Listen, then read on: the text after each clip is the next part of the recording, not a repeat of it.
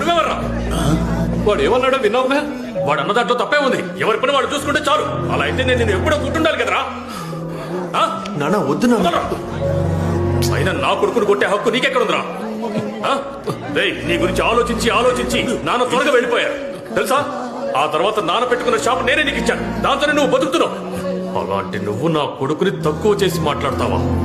రే ఏంట్రా, చుట్టాలందరూ ఉండగా ఎందుకురా గొడవ? అలాగా చెప్పాలనుకున్న దాన్ని అప్పుడే చెప్పేయాలి. చుట్టూ ఎంతమంది ఉన్నా సరే చెప్పేయాలి. అదే కదా ఇంతకు ముందు మీరు నాతో చెప్పారు. అందుకే ఇది ఇప్పుడు చెప్తేనే కరెక్ట్ గా ఉంటుంది. నలుగురు ముందు చెప్తేనే వీడికి బుద్ధి వస్తుంది. ఉద్యోగం సద్యోగం లేకుండా బేవర్స్గా తిరుగుతున్నాడు. వీడికి సపోర్ట్ చేస్తున్నావు. నీకు సిగ్గుగా రానంట్రా? నాన్న ఇప్పుడు నీ వయసు ఎంత? నీ వయసు ఎంతో చెప్పరా? 26.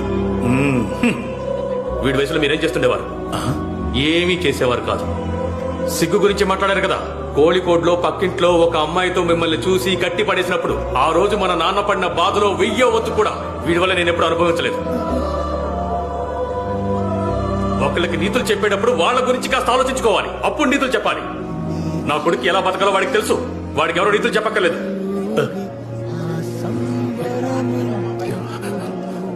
పోరా.